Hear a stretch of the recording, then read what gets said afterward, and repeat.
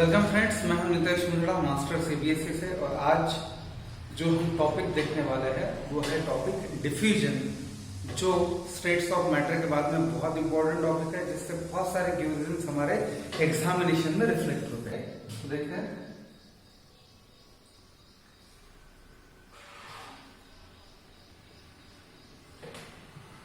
ठीक है, तो सबसे पहले डिफ्यूजन क्या है। Diffusion is a intermixing of particles of two different matter on its own। देखो, दो इंपॉर्टेंट वर्ड है, मतलब की वर्ड्स है। पहला है इंटरमिक्सिंग, ठीक है।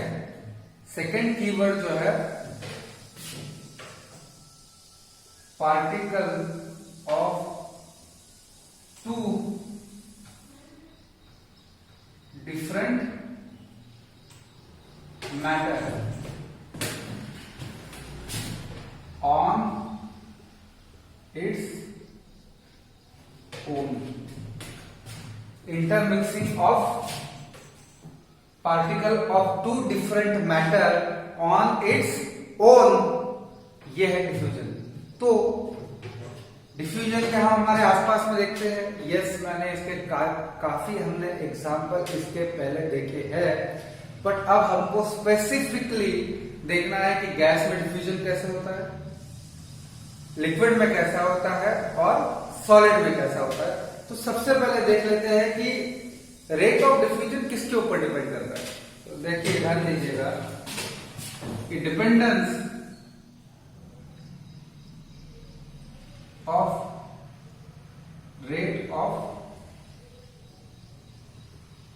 डिफ्यूजन, मतलब डिफ्यूजन कहां फास्टर हो, इसके लिए कौन कौन से फैक्टर जिम्मेदार है। तो सबसे पहला फैक्टर है दैट इज काइनेटिक एनर्जी। अगर काइनेटिक एनर्जी एक फैक्टर है, तो हम इसके पहले के वीडियोस में ये देख चुके हैं कि काइनेटिक एनर्जी जो है ये सबसे पहले जो डिपेंड करती है, ये करती है टेम्परेचर के ऊपर। इसका मतलब क्या है कि टेम्परेचर डिपेंडेंस है। टेम्परेचर क्या है? डिपेंडेंस है किसका? डिफ्यूजन का। अगर टेम्परेचर बढ़ेगा तो डिफ्यूजन बढ़ेगा। When temperature increases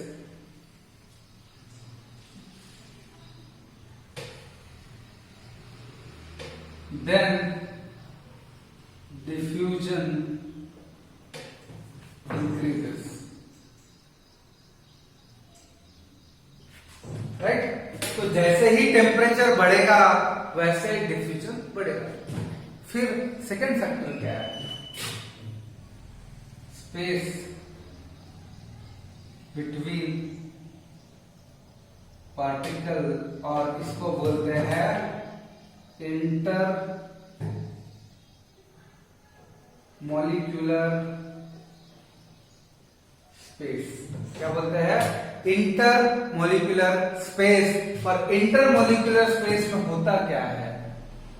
inter molecular space में बेसिकली अगर स्पेस ज्यादा होगी तो क्या होगा, वो पार्टिकल को मूवमेंट करने के लिए जगह ज्यादा होगी। मूवमेंट अगर कर पाएगा तो मिक्स जल्दी होगा। इसीलिए बोलते हैं if intermolecular space is high, then if intermolecular space is high, then rate diffusion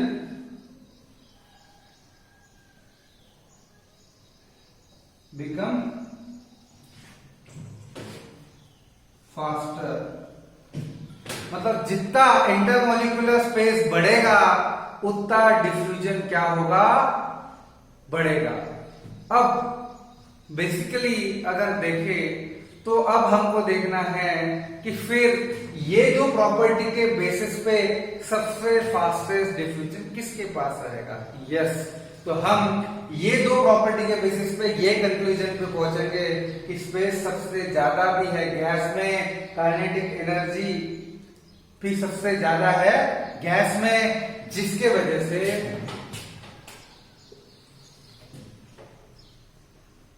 rate of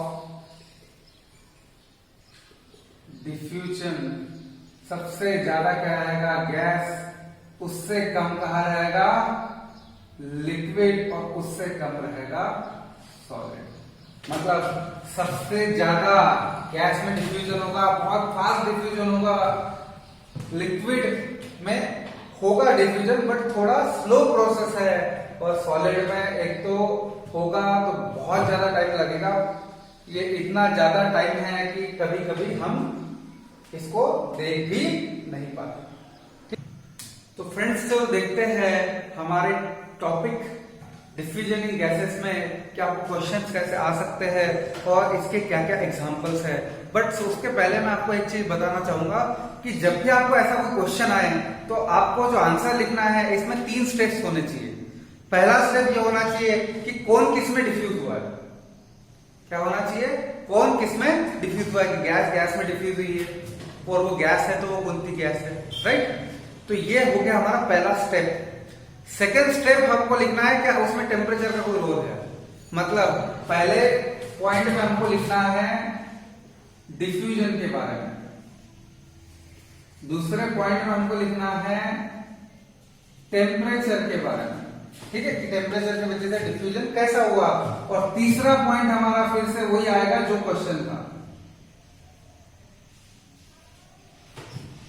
ठीक है।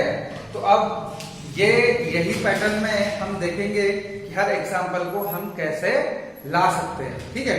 तो पहला कि डिफ्यूजन इन गैसेस फास्टर होता है, मतलब कि ये रेट ऑफ डिफ्यूजन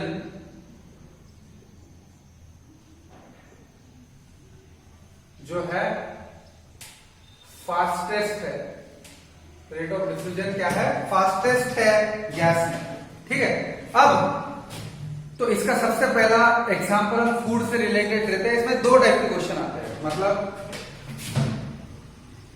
क्वेश्चन जो फूड रिलेटेड है। फर्स्ट टाइप आता है हॉट फूड और सेकेंड टाइप आता है कोल्ड फूड। फर्स्ट टाइप आता है हॉट फूड और सेकेंड टाइप आता है कोल्ड फूड। तो फर्स्ट टाइप में क्या आता है, हॉट फूड में क्वेश्चन आएगा आपको, smell of a food being cooked into the kitchen reaches us at a considerable distance. मतलब जो किचन में आज फूड कुक हो रहा है वो हमको बहुत दूर पता चल जाता है कि फूड क्या बन रहा है। जब मैंने आपको एक मैगी का एग्जांपल दिया था, सेम एग्जांपल। अब फिर इसमें ये 3 पॉइंट में क्या होगा, पहला पॉइंट इसका डिफ्यूजन किसका किस में हुआ, तो हॉट गैसेस डिफ्यूज हुई एटमॉस्फियर या सराउंडिंग, ठीक है। तो सबसे पहला पॉइंट क्या है हॉट फूड में, कि हॉट गैसेस डिफ्यूज हुई। तो हॉट गैस आई कहां से, when food being cooked some of the food gives some gases which has a smell of food। तो ये हॉट गैसेस कहां डिफ्यूज हुई, सराउंडिंग में। और जब ये सराउंडिंग में डिफ्यूज हुई तो क्या इसमें टेम्परेचर का रोल था, तो यस, सेकेंड पार्ट आएगा due to high temperature, due to high temperature, due to high temperature. अब क्या हुआ है कि टेम्परेचर ज्यादा है तो जो फूड होगा वो जल्दी से डिफ्यूज होगा, और वो इसके बाद इतनी काइनेटिक एनर्जी रहेगी कि वो बहुत जल्दी बहुत दूर पहुंच जाएगा। तो ये था हमारा पहला क्वेश्चन जिसमें हमने 3 पॉइंट पर ध्यान दिया। पहले डिफ्यूजन की क्या डिफ्यूज हुआ है, तो हॉट गैसेस डिफ्यूज हुई है जो फूड से आई थी। सेकेंड पॉइंट टेम्परेचर, हाँ हाई टेम्परेचर था इसलिए डिफ्यूजन क्या हुआ, फास्टर हुआ सराउंडिंग में। और third question, therefore the smell of food being cooked in the kitchen reaches us at considerable distance। तो ये थे ये एक पैटर्न है जिसमें आपको आंसर लिखना है। तो अब देखते हैं सेकंड सवाल, कोल्ड फूड के बारे में क्या क्वेश्चन आता है। यस, इसमें क्वेश्चन आपको ऐसा आता है कि we can not detect a smell of cold food from a distance. मतलब कि अगर कोई फूड रेफ्रिजरेटेड है, मतलब आपने रात को सब्जी बनाई थी, आपने उसको फ्रिज में रख दिया, सवेरे आपने आपके मदर ने उसको बाहर निकाला और मदर को देखना है कि वो सब्जी खराब हुई कि नहीं, तो मदर को सब पास में जाना पड़ता है। या जैसे हम किचन में कुछ बन रहा था तो हमको स्मेल आ गई कि आज मैगी बन रही है, तो जैसे ही आपने फ्रिज खोला तो आपको पता नहीं चल सकता, आपके आंखों पे मैंने पट्टी बांध दी, ठीक है, आपके आंखों पे पट्टी बांध दी, मैंने एक सब्जी अंदर रख दी है जो आपकी फेवरेट सब्जी है और आपको फ्रिज खोल कर दे दिया, आपको बोला कि आप पहचानो फ्रिज में क्या है, आप नहीं पहचान पाओगे, बिकॉज जहां पे टेम्परेचर कम होगा तो रेट ऑफ डिफ्यूजन कम हो जाएगा और डिफ्यूजन होगा नहीं तो आपके सेंसेस तक उसका स्मेल नहीं पहुंचेगा और आप उसको सेंस नहीं कर पाओगे। ये क्वेश्चन आता है सेकंड कोल्ड फूड के बारे में, तो सेम पॉइंट यहां पे लिखना है कि पार्टिकल क्या पार्टिकल ऑफ फूड डिफ्यूज होते हैं सराउंडिंग में, ठीक है, डिफ्यूज होते कहा है सराउंडिंग में। और सेकंड पॉइंट क्या आएगा, due to low temperature, due to low temperature diffusion become very slow process. अब क्या हो गया कि पहला तो पार्टिकल ऑफ फूड सराउंडिंग में डिफ्यूज होंगे, अराउंड द सराउंडिंग डिफ्यूज होंगे या आसपास में डिफ्यूज होंगे, और ड्यू टू लो टेम्परेचर की वजह से डिफ्यूजन क्या होगा, वेरी स्लो प्रोसेस होगा, डिफ्यूजन क्या होगा, वेरी स्लो प्रोसेस होगा। और फिर से हम इसके लिए क्वेश्चन लिखेंगे, that's why we can not detect a smell of cold food, smell of cold food because of what, और rate of diffusion is slow, ठीक है। तो ये होगा हमारे दो सवाल जो फूड रिलेटेड आते हैं। एक सवाल आता है वो इंसेंस स्टिक वाला, तो question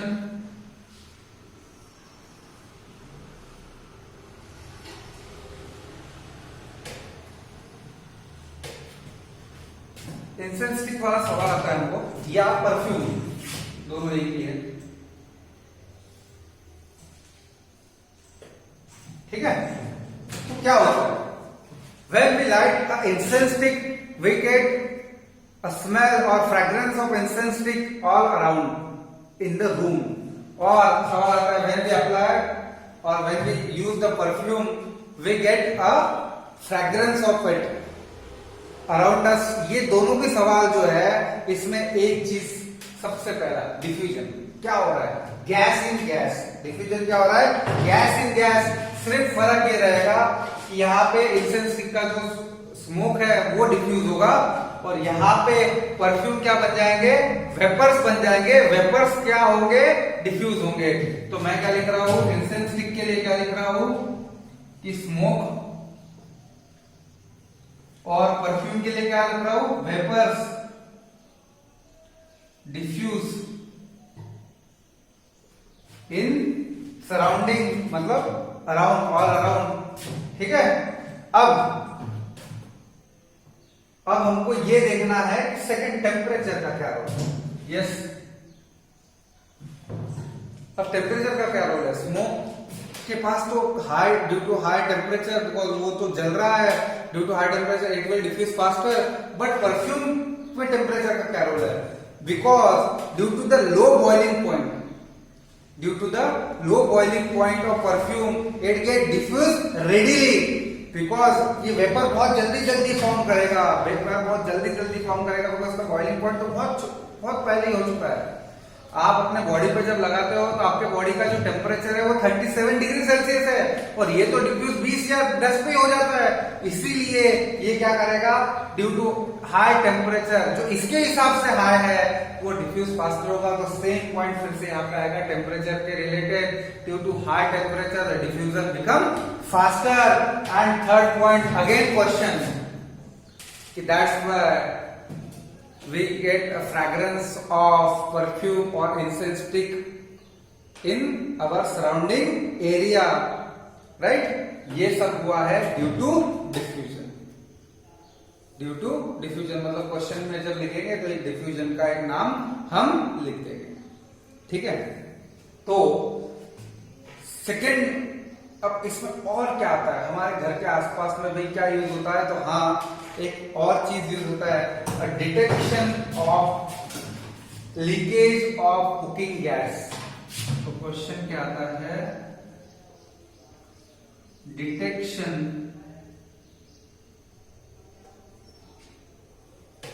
of leak of cooking gas, ठीक है। तो detection of leak of cooking gas, आपको मैं पहले बता दूं कि हमारे यहाँ पे जो भी हम गैस यूज करते हैं, मतलब हमारे घर में कुकिंग जो सिलेंडर आता है वो होता है आइसोब्यूटेन, ठीक है। आइसोब्यूटेन को अपनी खुद की स्मेल नहीं है, अपनी खुद की स्मेल क्या है, नहीं है। इस वजह से अगर कभी वो डिफ्यूज हुआ भी, इस वजह से कभी अगर वो डिफ्यूज हुआ भी तो उसकी स्मेल हम डिटेक्ट नहीं कर पाते हैं। इसीलिए कुकिंग गैस में एक चीज डाली जाती है, जो आपको ये क्वेश्चन में उसका नाम लिखना पड़ेगा, वो है इथाइल मरकैप्टन। क्या नाम है, इथाइल MARCAPTAN, मरकैप्टन। ये जो एडिटिव है ये डाला जाता है किसमें, कुकिंग गैस के सिलेंडर आइसोब्यूटेन गैस में ये मिक्स किया जाता है। और इसका प्रॉपर्टी क्या है कि इसको पंजेंट स्मेल है, इसको क्या है, पंजेंट स्मेल है। जब ये हमारे बॉडी में एंटर करेगा तो हमको मतलब अनकंफर्टेबल बना देगा। पंजेंट स्मेल मतलब तीखा स्मेल, जैसे हम क्षमता मारते हैं तब जो स्मेल आता है वैसे काइंड ऑफ स्मेल है, इसलिए ये डिटेक्ट होगा। अब फिर इसमें वापस इसमें कैसे लिखेंगे, पहला लिखेंगे diffusion of gas into gas. Ethyl mercaptan is additive which is added in isobutane and it get diffused into gas। तो पहला पॉइंट हो गया। सेकेंड कि ये बॉइलिंग पॉइंट तो गैस का वैसे भी बहुत कम है, गैस तो वैसे भी डिफ्यूज फास्ट होती है, तो due to surrounding temperature it diffuses fast. And फिर क्वेश्चन फिर से हम लिखेंगे that's why we can detect a smell of leaking of cooking gas, right.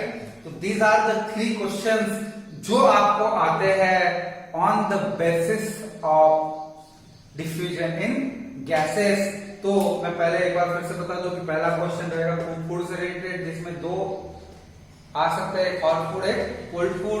दूसरा क्वेश्चन रहेगा इंटेंसिटी ऑफ परफ्यूम, जिसमें आपको फिर से gas in gas, vapours in gas लिखना है। ड्यू टू हाई टेम्परेचर और लो बॉइलिंग पॉइंट वो डिफ्यूज फास्टर होते हैं and we get a fragrance of it. And third is the detection of leak into the cooking gas. तो ये था हमारा टॉपिक जो है डिफ्यूजन इन गैसेस। अब हम चलते हैं हमारे नेक्स्ट टॉपिक की तरफ जो है डिफ्यूजन इन लिक्विड, राइट।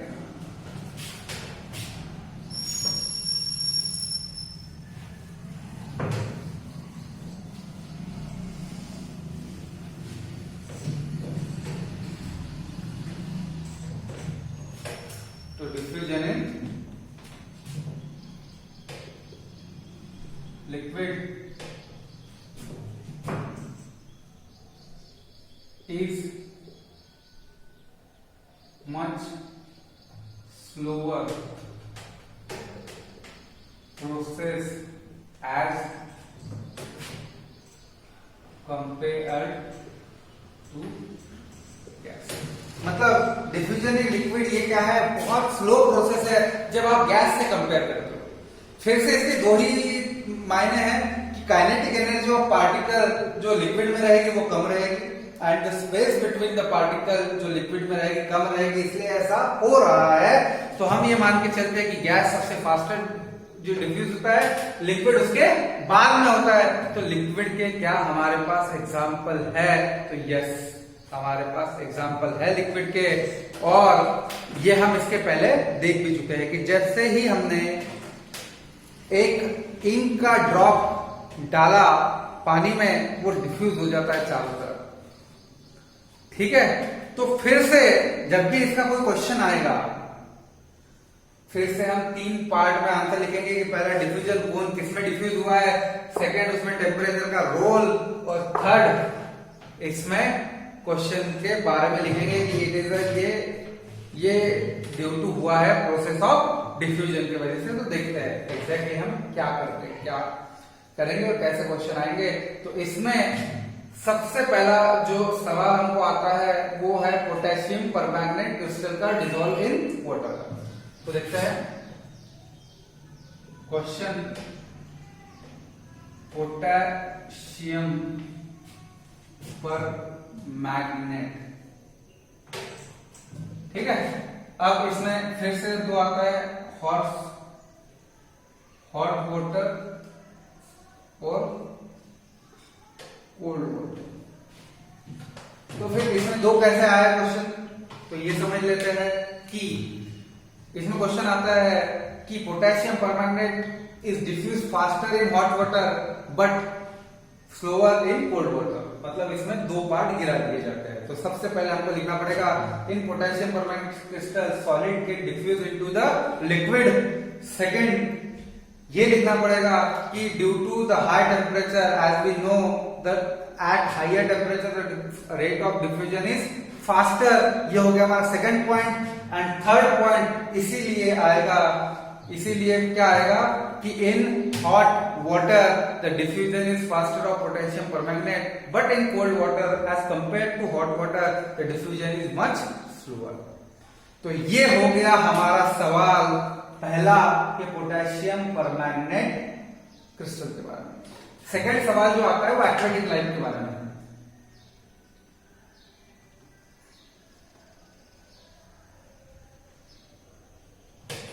ये आता है how aquatic life gate survive. तो इसमें सबसे पहले आपको जो डिफ्यूजन के बारे में लिखना पड़ेगा कि in this case the gas get diffuse into the liquid. मतलब क्या होगा कि गैस मतलब oxygen get diffused in water. तो ऑक्सीजन डिफ्यूज्ड इन वाटर इस वजह से जो नीचे फिशेस है उनको ऑक्सीजन मिल पाता है और वो जी पाती है। इसका मतलब क्या है कि यहां पे डिफ्यूजन कौन टाइप का है, गैस जो लिक्विड में डिफ्यूज कर रहा है उस टाइप का है। सेकंड हमको लिखना पड़ेगा टेम्परेचर के बारे में। तो यहाँ पे एक्वेटिक लाइफ में हम टेम्परेचर के बारे में लिखते नहीं है, ये थोड़ा सा अलग एग्जांपल है। तो फिर इसमें सेकंड पॉइंट क्या लिखना है कि this oxygen is utilised in respiration of fishes or aquatic animals and that's why aquatic life gets survived under water due to the diffusion of oxygen into the water, right? तो ये था हमारा second question. अब हमको third question जो आता है वो है स्प्रेड ऑफ इंक। सेम पहले जैसा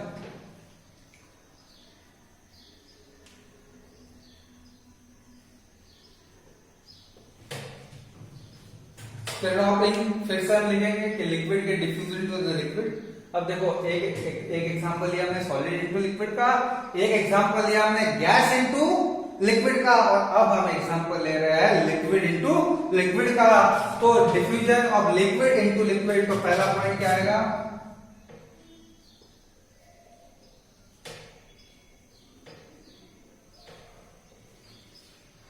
सेकंड यहां पर भी हम टेम्परेचर के बारे में नहीं लिखेंगे।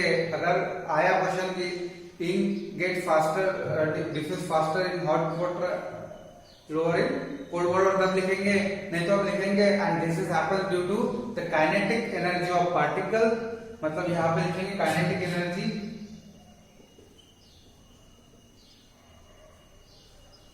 और स्पेस बिटवीन देम के बारे में, और थर्ड में लिखेंगे क्वेश्चन कि दैट्स व्हाई ये ऐसा रहेगा। तो ये था हमारा टॉपिक जो था डिफ्यूजन इन लिक्विड।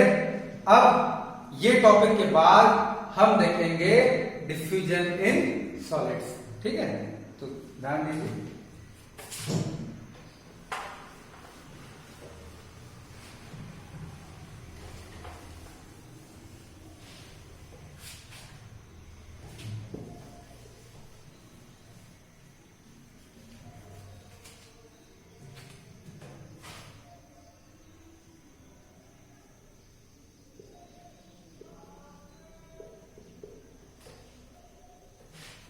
ठीक है, डिफ्यूजन इन सॉलिड इज